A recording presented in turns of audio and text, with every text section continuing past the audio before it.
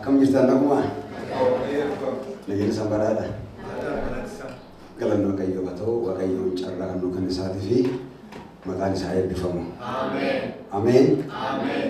Naku wal birteettanitti bamana ta'u wala mana ta'u Waaqayyoon si jaalata jedhame. Haleluuyaa. Ameen. Namni Waaqayyoo batoo. Asitti guyyaarra kan Waaqayyoon carraa nu kennu isaatiin Waaqayyoon iddoo galateeffannaa carraa Waaqatu namaa kenna. Ameen. Faaruu Daawit 150 irratti dubbifattanii jalqabanii nuyyuu kaafuu baafachuutti Waaqayyoo galateeffatu jedha. Waaqayyoo galateeffatu. Kanaafi afuurin immoo nu kenneen immoo deebisnee immoo galata dhiyeessinaaf. Haleluuyaa. Adda akka afuur Waaqayyoo na dandeessitti dubbii Waaqayyoo keessaa laalletni Waaqayyoo lennu hin baranna. Waan tokko jechuu barbaada. Guyyoon maan jedha aduun ta'eyyuu Waaqayyoon guyyoo keessan maan nan jedha. Ameen. Maan jedhee guyyoon maan jedha aduun ta'e Waaqayyoon guyyoo keessan immoo maan nan dubbatadha. Har'a Waaqayyoon hin dubbata. Galanni Waaqayyoo haa ta'u. Waaqayyoon hin dubbata. Namni dubbatee muumessuu hin danda'u. Waaqayyoon immoo dubbatee fiixan baasa. Wakka dhanname. Gooftaa Yesuus Kiristoos si galateeffannaa galanni ulfinni guddinni siif haa ta'u. Atiin Waaqayyoodha. Humni dadhaboota warra humna hin qabne humna. Warra dandeettii hin qabne atiin Waaqayyootiin jabaadha. Si galateeffannaa galataaf ulfinni guddinni keeti. Gooftaa Yesuus Kiristoos nu garboonni kan kee yaa Waaqayyoo asoo dhaabannu eenyulle caallee adoon ta'in eenyulle irraa addi taanee adoon ta'in ayyaanni kan kee araari kee baruu nu baay'ateef yaa Waaqayyoo arrabi kee hiikamee si waaqeffachuu dandeenye arrabi kee hiikamee si tajaajiluu dandeenye yeroo kanaaf si galateeffannaa galataaf ulfinni guddinni siif haa ta'u. Gooftaa Yesuus Kiristoos barachuu dhumneera. Ammin barannaa yaa Waaqayyo onnee banamte yaa Waaqayyo sammuu dubbii Waaqayyo qalbeeffatu maqaa Yesuus Kiristoos nu keessaa dhangalaas. Ammi yeroo kana yaa Waaqayyo haala adda addaatiin hafuura hamaan dubbii Waaqayyo kan dhageenye tasgabbiin dubbii Waaqayyo sarmaa'ee akka hin dhageenye kan mormu ammi yeroo kana golee afarraa ergamu hafuura hamaan hafuura xuraahaan maqaa Yesuus Kiristoos kan waraanama ta'u. Hadheessitu nobboleeyyan mumamnutuun sigaarii maqaa Yesuus Kiristootiin kan ruutama ta'u. Gooftaa anisinaa dadhaba keessan mul'adhu. Gooftaa Yesuus Kiristoos nu gargaari. Jalqabaan dhubaan waliin ta'e maqaa Yesuus Kiristootiin. Ameen. Har'a mata duree gabaabaa fidee jira. Har'a mata duree irratti an dubbachuu barbaadu warri Waaqayyoo abdiidhaan eegatan humni isaanii haareffatudha. Ameen. Warri kam? Warri Waaqayyoo abdiidhaan eegatu. Warri humna isaa abdiidhaan eegatu. Warri gooftaa isaa abdiidhaan eegatu humni isaanii haareffataa galanni Waaqayyoof haa ta'u. Humni namaa kun kan dubbachaa jiru humna foonitii miti. Yoo sallattanii dhalanne hamma ammaatti namni humna namaa dadhabaa deema. Namni hin dhalataa, hin guddataa, hin jabaataa, hin laafa.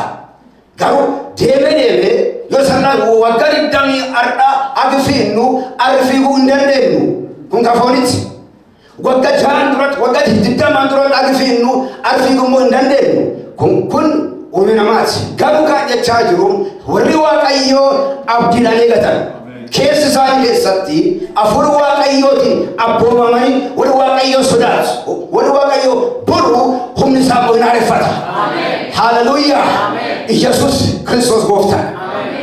Namni tokko nu dubbisamee hamma danda'ametti wal harkaa fuudhetanii dubbii Waaqayyoo waliin ilaalaa deemna.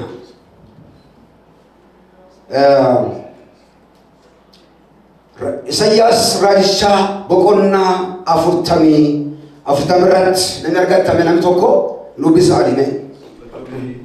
Azrael Isayyas boqonnaa 40 tokko afurani tokko na lubbisne. Atu gara lallaba hin deemne garuu wanti an dubbadhu as keessa ba'a akka isaanii galuuf maddi godhachuu barbaadeeti.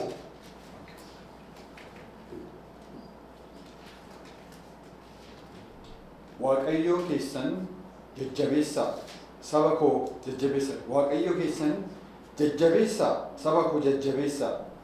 Gara saba Yerusaalem kan rukutu dubbadhaatii cubbuu isaa hundumaaf harka Waaqayyo keessaa adaba dachaa lama akka fudhate barri inni garbummaatti rakkachaa ture akka raawwate yakki isaas akka dhiifameef itti himaa jedhe. Sagaleen nama lafa onaa keessaa lallabu tokko Waaqayyoof karaa tolchaatii hara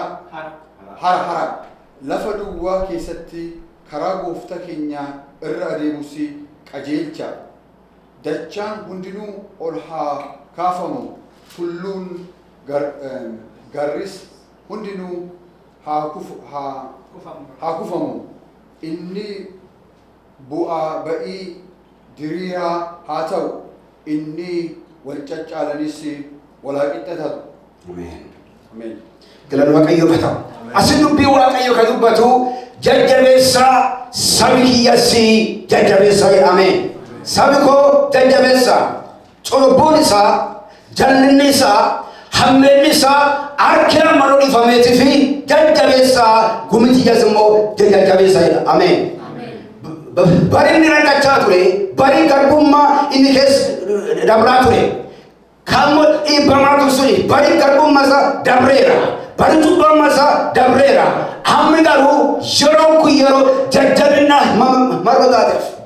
Yeroon kun yeroo finna maroo taateef. Sabi koo jajjabeessa jechaa jira. Hallelujah. Iskam hiskufe. Cubbuu sagalee galfachaa ture. Eenyummaa isaa hankufeera. Waaqayyoon immoo nagateera. Ani dhagahamu afur Waaqayyoo duratti maal fakkaat isi jedhu. Amgaruu Waaqayyoon jajjabeessa hin kufes hin kaa saba koo jajjabeessa jechaa jira. Ameen. Hin kufes kaa'uuf jira. Saba koos jajjabeessa. Akkamitti? Cubbuun kan kee harki namaa dhiifamee fi saba koo immoo jajjabeessa jedha. Ameen. Hallelujah. Waaqayyo yeroo hundumaa humna haaraa barbaada. Sagalee lafa keessa ofiyyummoo nan dhaga'ee jedha. Karaa Waaqayyoon hirdeemus immoo maanta qajeelcha jedha. Hallelujah. Qajeelcha Waaqayyoon kan barbaadu dhugaaf qajeeluma maroo barbaaduuf. Ka dubbachaa kun jiru kun immoo jireenya ilmi namaati. Jireenya ilmi namaati. Ka jajjabeessu qabu nama. Ajabaatu qabu nama. Kanaaf Waaqayyo jajjabeessaa gumi koo jajjabeesseera. Cubbuun isaanii akka dhiifameef saba kootti jajjabeessaa jechaa jira. Obboleettii jabaadhu. Ameen. Jabaadhu dhamee olii jabaadhu. Hallelujah. Jabaadhu. Waaqayyo kana godha. Waaqayyo hin dhufa. Gaagaa humna nama haara'u. Waaqayyo nama hin dhufa. Tulluun maan jedhu gata jedhu. Hin dhorkaus immoo kabbasa jedhu. Gaaris hariiru. Kun waa'ee dhumma namaa waa'ee jireenya amanaa dubbata. Galanni Waaqayyoo haa ta'u. Kanaaf namni tokko yoo jabaachuu barbaade ayyaana Waaqayyootiin humni isaa haareffachaa humni isaa haareffachaa dibata isaa haareffachaa ayyaana Waaqayyoo keessatti argama humni namaa haareffama. Hallelujah. Kanaaf Waaqayyoon humna kennaa haaressu. Aritarii andadhaba jechuu dandeetta. Hari walaa jechuu dandeetta. Waaqayyoon yeroo hundumaa hantuu booddeera. Waaqayyoon tarii anaaf dhiisaa jechuu dandeetta. Waaqayyoon immoo abbaa araarat humni kee haaresseera. Hallelujah. Ulfinni isaaf haa ta'u. Gadi dubbifattanii sagalee tokko nan dhaga'ee jedha. Labsii kan jedhu sagalee tokko immoo hin dhaga'ee jedha. Barii ilmi namaa jedha. Akka fixeensa ganamaati jedha. galanni waaqayyoof haa ta'u. Bari namaa akka fixeessa ganamaas, humriin namaa akka fixeessa ganamaas, galanni waaqayyoof haa ta'u. Simboon hin dabra, midhaagumi hin dabra, humni hin hafa, hin dabarre, barbaraan kan jiraatu ayyaana waaqayyooti. Hallelujah. Kanaafi akkas waaqayyoon warra hangoo hin qabne hangoodhaadha, warra humni hin qabne humnaa jedha. Hallelujah.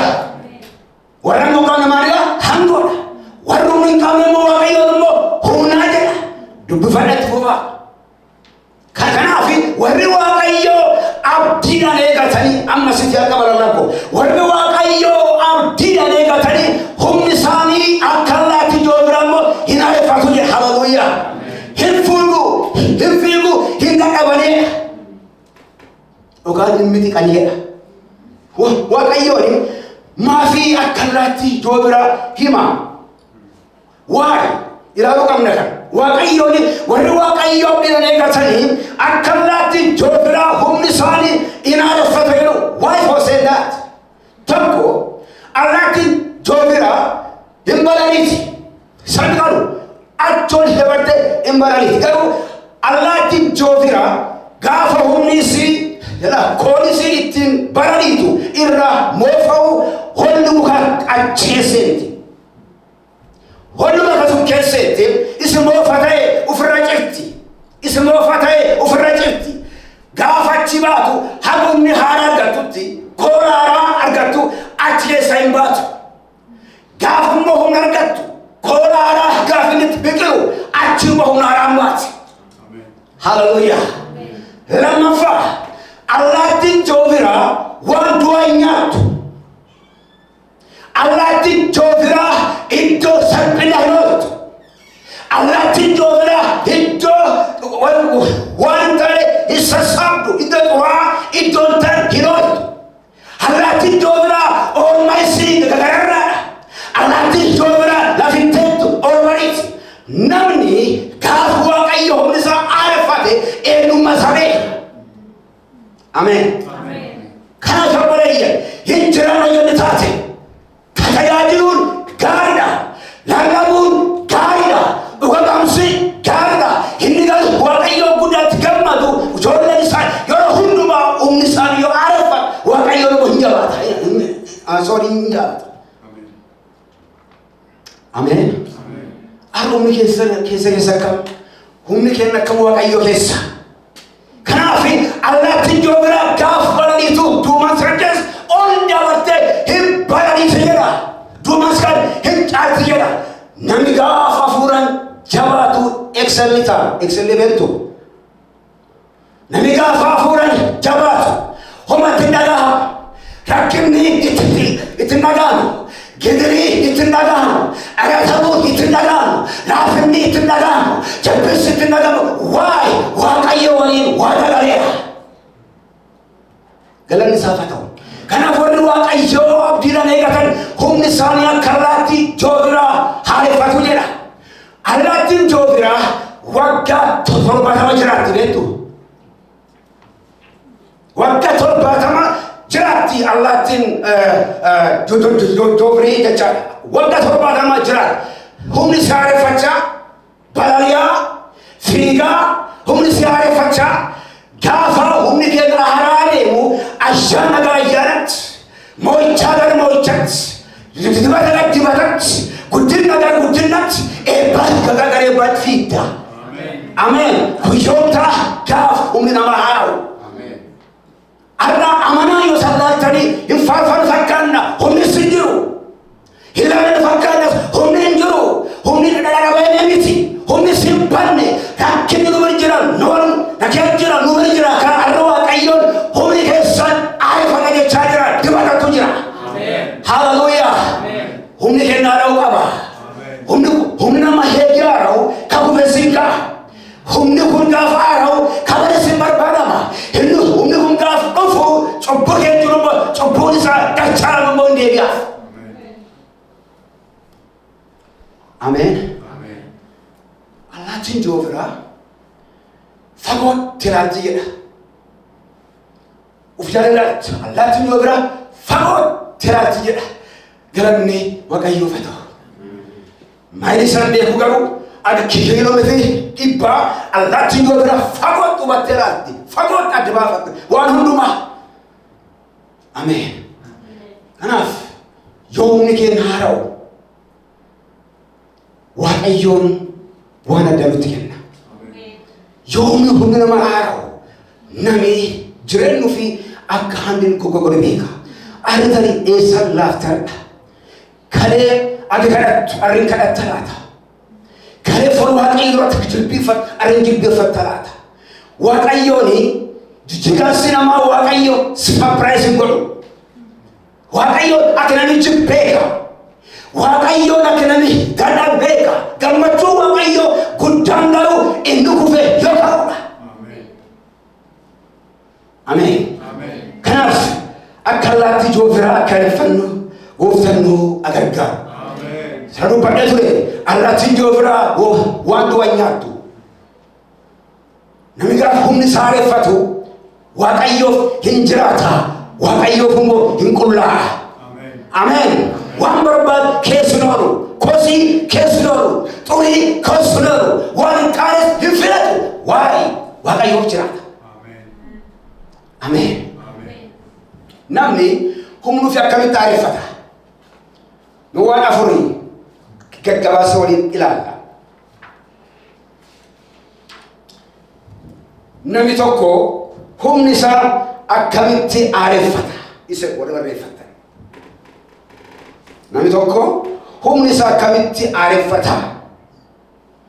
Tokko kadhannaan. Ameen. We pray. Kadhannaan humni nama haaraa. Yeroo hundumaa asirumnee faarfachuu dandeenya. Bakki jirtu wanta adda addaa keessa faarfachuu dandeenya. Asirumnee leenca qadaadoo jennee caaboodee faarfachuu hin dandeenya. Garuu yoo kadhannaan hin jirres immoo humni hin jiru. Ameen. Kanaaf amanaan tokko yoo jiraachuu barbaade, amanaan tokko yoo tajaajiluu barbaade, jireenya kadhannaa qabaachuu qaba. Ameen. Tasalonqees karaa boqonnaa tokko yoo dubbifattan. Karaa boqonnaa tokko boqonnaa 5 lakkoofsa 17 irrattis maal jedha? Pray without ceasing. Amen. Pray without ceasing. Yeroo malee yeroo hundumaa maan ta'e kadhadhaa. Hallelujah. Galanni waaqayyoof haa ta'u.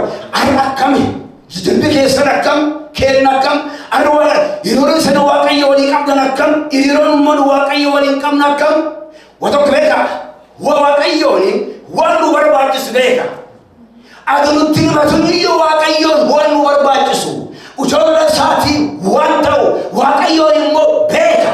Karoo waaqayyo kadhadhe ganuun jedhu hiriiroonis waliin qabnu. Relationship waaqayyo waliin qabnu mirkaneeffachuu barbaadu malee waaqayyoon hadoo kadhachuu malee he know our season, he know our situation, he know there waan hunduma beeku waaqayyo. Kanaaf jireenyi kadhannaa humna namaa aareessa. Ameen. Jilbii kadhatu bubarba cufaa bana. Jilbii kadhatu dhukkubsata fayyisa. Jilbii kadhatu seena geeddara. Hallelujah. Egaa tokko dhagaye online irratti isanii argitan beeku namni tokko durii beeku danda'a kansaraa deeni. Namni kun namichi kun warra nama waletaa sooddoo jedhani. Namni kun warra durii wangeela kanaafi amaneetiin nama amanaadha. Yeroo hundumaa hin kadhataa namni kun. Hin kadhataa barusum bara dargiitii akka namni kan kadhanne mootummaas yeroo hundumaa rakkina adda addaa keessa galchaa ture. Garuu namni kun guyyaa tokko qabu dhufani. Gaafa tokko qabu dhufani naani mootummaatti waan si barbaadu fi si qabu dhumne jedhan. Memmi garuu adoon qabne hin kadhadhaa jedhe. Adumaan ittaani adoon deemne hin kadhadhaa jedhe. Kadhatu jedhe. Akkasii yaa waaqayyo humni mootummaa biraa na qabuuf dhufeeraa jedhe yaa dhufee jedhe. Amma garuu ammoo an deemu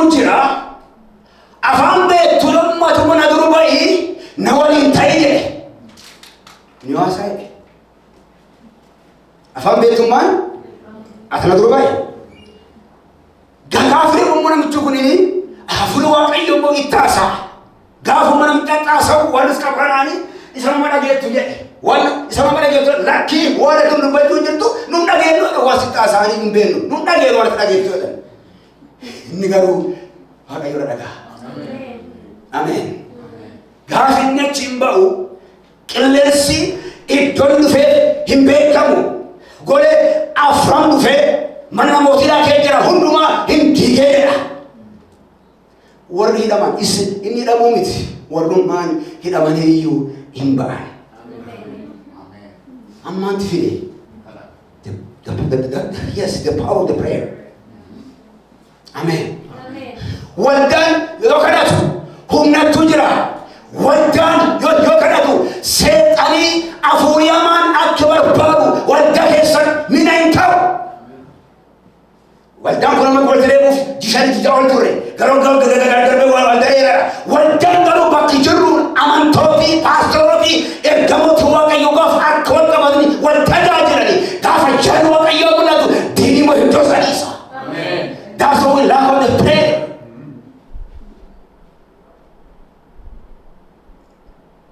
Kadhannaa. Phaawulos Sillaas hojii ergamoota boqonnaa 16 laaftu dama furii dubbifadhaa. Mana keessatti waaqayyo hin waaqessanii jedha. Rakkinni isaanii hin laalle. Hidhamuu isaanii tumatti hin dhaqaabu. Foon isaanii waan rakkinni keessa jirti laalle. Kan waaqayyo isaan garuu relationship warra hafuura qulqulluu waliin. Garuu hafuura qulqulluun dhufee waan nu beektu. Hidha namoota baay'ee hiike. Lubbuun tokko immoo gara gooftaan dhufte. Kanaaf jilbiifannu lubbuu haaraa fida. Eebbiin waan miti lubbuu haaraa fida. Kanaaf waaqayyoon kadhannaatti akka jabaannu gooftaan nu gargaaru. Kanaaf dubbii waaqayyoo ati karaatti dammaqi Kiristoos immoo siibsaa jedha. Ameen. Yaada kee waldaa dhufuu waan miti. Waldaa dhufuu waan miti. Ka addinaan godhu hafuura waaqayyoodha. Mana waaqayyoo fuula Kiristoos ka godhu hafuura waaqayyoodha. Waaqayyoon immoo ayyaana kadhannaa waldaa isaarratti immoo hadhangalaasu. Inni lammaffaa humnuu fi namni akkamiin aareffata. Reading the word of the Lord. Dubbii waaqayyoo dubbifachuudha. Ameen. Maaliin aareffata? Dubbii waaqayyoo dubbifachuudha. Dubbii waaqayyoo gaafa namni hin dubbifamnes humni sirba hin jiru. Humni namaa dubbii waaqayyoo keessa jira. Humni namaa kadhanna keessa jira. Humni namaa furuu waaqayyoo barbaadu keessa jira. Kanaaf amanaan tokko humni isaa aareffachuu kadhannooni gaafa dubbii waaqayyoo dubbifatu. Kanaaf asirratti amantooti dubbii waaqayyoo hin dubbifatan. Kan dubbifatanii jiraachuu hin dandeettan. Garuu we need more power, more prayer, more reading. Galanni waaqayyoo ta'u. Dubbii waaqayyoo hin dubbifanna. Yesuus Kiristoos gaafa Yohaannis Galiilaa irra dhufeetiin Yordaanos dhufee isi cuuphe. Yesuus Kiristoos gaafa immoo cuuphamu ergabiin dhufee hafuurri qulqulluun immoo isir taa'edha. Sagaleen waaqarraa immoo hin dhaga'amee jira. Bantiin waaqaa hin banamee jira. Gaafa namuu inni anjalan kana isa dhagahaa jira. Achitti gaafa hafuurri qulqulluun guutame Luqaas boqonnaa afur dubbifantanii eessa deeme guyyaa 40 Yesuus Kiristoos lafa irratti hin qoramee jira. Maal immoo written word. Amen.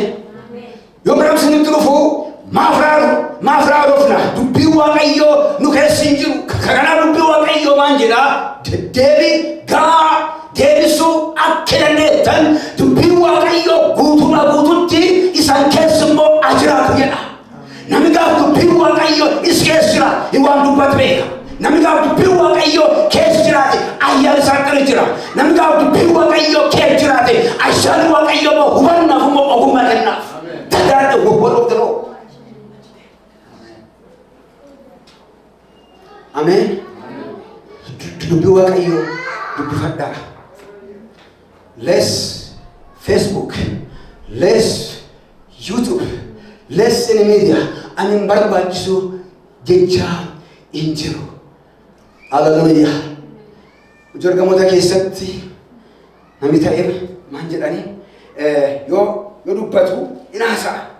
Haasaa isaa nam gooftaa walii oolfa jedhe. Inni hin baranne haasaa isaa immoo hin dinqisiifatan. Beekus biraan qas. Waan beekus tokko beeka. Garuu haasaa isaa immoo hin dinqisiifatan. Oh, inni gooftaa walii oolaa jedhan. Hallelujah. Inni waliin oolaa? Inni gooftaa waliin oolaa. Namni gaafa gooftaa waliin oolu hubannaa qaba. Namni gaafa gooftaa waliin oolee adeemsisaa hin sirreeffata. Namni gaafa gooftaa waliin oolee eenyummaan isaa amantiin isaa kan agarsiisu gooftaadha. Kanaaf yoo gooftaa waliin ooluu barbaaddan, yoo jabaachuu barbaaddan, yoo guddachuu barbaadne dubbii Waaqayyoo immoo dubbifachuudha. Ameen. Kanaaf dubbii Waaqayyoo yoo dubbifanne we secured. We secure any situation, any season. We secure under the glory of the Lord. Hallelujah. God will be found in a gamma. Martin in a gamma. Jeremy in a gamma. Fajanke in a gamma. What did the Hundu do in a gamma? Why? You already give authority for the Lord. Amen. Kanaf. Dubbii Waaqayyoo dubbifadha. Devotion makiinatti haqabaannu. Inni nuuf nasitti dubbifannu isanitti lallabnu. Argani dama nu gargaara. Caala garuu kan xiyyeeffatu kan guddachuu danda'u immoo nuuf isani. Ameen. Kanaaf dubbii Waaqayyoo walda dubbii Waaqayyoo kee jirtu seexanni miinaa hin hojjetu. Walda dubbii Waaqayyoo keessatti dubbifamu barumsi dogongora keessatti humni hin qabu. Waa'ee dubbii Waaqayyoo immoo identify godha. Galanni Waaqayyoo fa'aa. Kanaaf dubbii Waaqayyoo dubbifannu. Namni akka garaagaaf dubbii Waaqayyoo dubbifatee humni isaa aareffata. Sadaffaa amantiin isan ilaalu dubbii Waaqayyoo kan dubbifatu kan jedhu Ibroota boqonnaa 4 lakkoofsa 12 jira. Dubbiin Waaqayyoo humna hojjetu uf keessa qabaadha. Humna maali? Humna hojjetu uf keessa qabaadha. Isa qofa miti akka billaa qal'aan qabu asitti immoo hin muraa jedha. Dhugaa fi lafa gargar immoo hin baasaa jedha. Kanaaf namni cubbuu jedhu hundumaa immoo isatti immoo hin himataa jedha. Kanaaf dubbiin Waaqayyoo jiraata humna hojjetu keessa qaba. Hallelujah. Dubbii Waaqayyoo dubbifannu si keessatti hojjeta. Namarratti hojjeta. Ardaniitti hojjeta. Naannootti hojjeta. Biyyatti hojjeta. Eenyutti hojjeta? Si keessatti Waaqayyoo hojjeta. Kanaaf dubbii Waaqayyoo akka dubbifannu inni nu gargaaru. Kanaaf amanaan tokko kan humni isaa aareffachuu danda'uun yoo dubbii Waaqayyoo dubbifate. Ameen. Galanni Waaqayyoof haa ta'u. Manni namaa nagaa qaba. Laf dubbii Waaqayyoo kee jirtu manni nagaa. Ameen. Ashaakallu galanni Waaqayyoof haa ta'u. Kanaaf dubbii Waaqayyoo warri Waaqayyoo abdiin eegatan humni isaanii akkin aareffachuu danda'uun dubbii Waaqayyoo yoo dubbifate jireenya namaa aaraa deemachaa. Sadeessoo maalidha? Amantiin. Faith. Ameen. Filiphisius 4 lakkoofsa 13 nama argatan jirtu gaafatu ga'e. Filiphisius 4 lakkoofsa 13 irratti.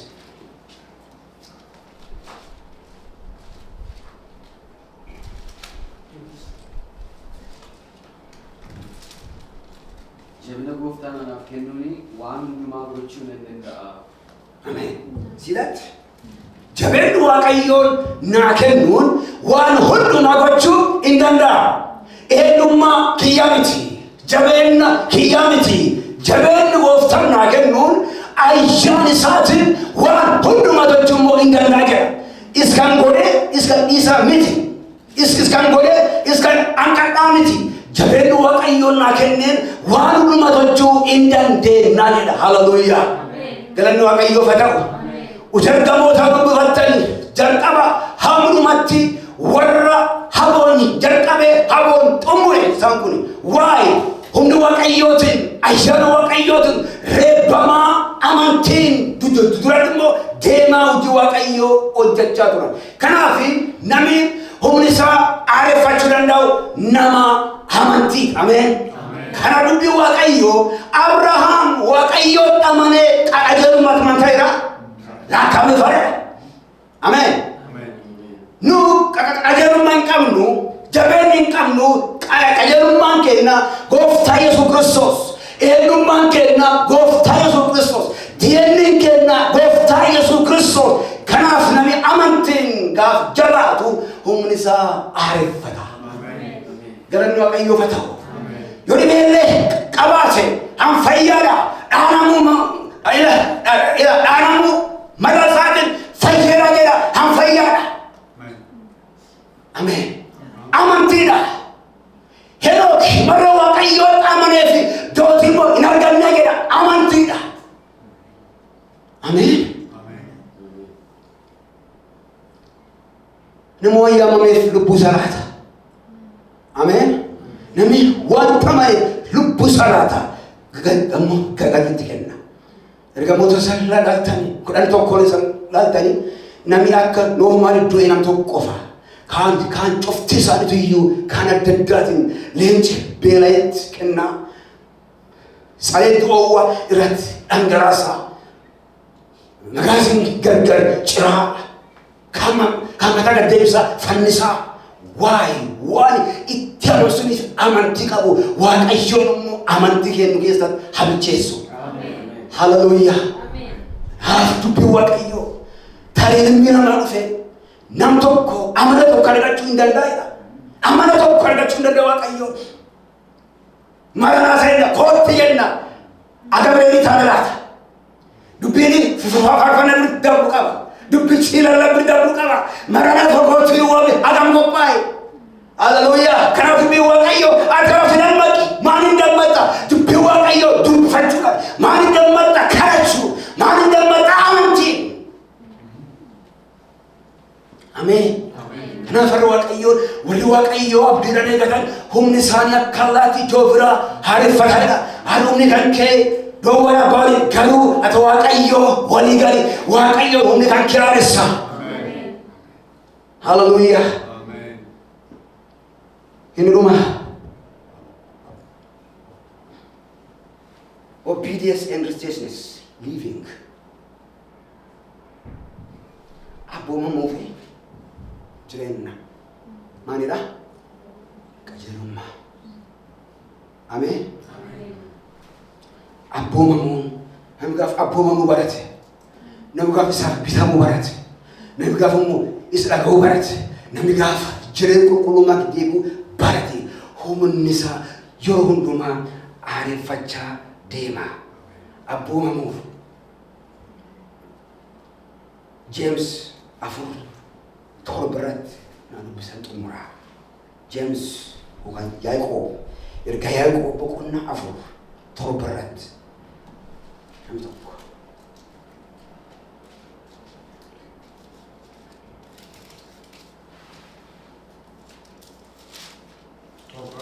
Yaaqoob yoos harka waaqayyoo jala of galchaa seexaan immoo mormaa innis isin dhiisee hin baqata. Ameen. Mangura harka waaqayyoo jala of galchaa jechuun andewaa abboomamuudhaan harka waaqayyoo jala of galchaa eenyummaa keessan waaqayyoo kenna waaqayyoo sammaa waaqayyoo bitamaa. Seexanaan mormaa seexan immoo isanirraa hin fagaataadha. Haleluuyaa. Yoom kan inni fagaatu yorraa waaqayyoof kennu ka fagaatu. Ameen. Seexani kan inni fagaatu gaafa waaqayyoof laatte seexan immoo isirraa hin fagaata. Kanaaf harki waaqayyoo jala of galchi. Seexanaan mormi seexan immoo sirra fagaata. Ameen. Kanaaf harki waaqayyoo jala gaarina of galchi. sabni waaqayyo gaafa harka waaqayyo jaaluu of galche hamaan hin argatu. Gidris hin jira argachuu hin danda'u. Rakkinni hin jira hachiraatu garuu argachuu hin danda'u. Waa'ee inni olaantummaa qabu Yesuus Kiristoos irraa ta'uu qabachaadha. Haleluuyaa. Kanaaf harka waaqayyo jala ayyaana waaqayyo jala akka of galchinu gooftaan nu gargaaru. Jireenya qajeelummaa jiraachuudha. Jireenya qulqullummaa jiraachuudha. Waan kan afran keessa hunduma yeroo waaqayyoon dubbatu kanaan of laalle waaqayyoon dhiyaa baay'eetti immoo waaqayyoon nu jajjabeessa. Ameen. Warri waaqayyoo beekan hin jabaatanii jabeenni immoo hin godhanidha.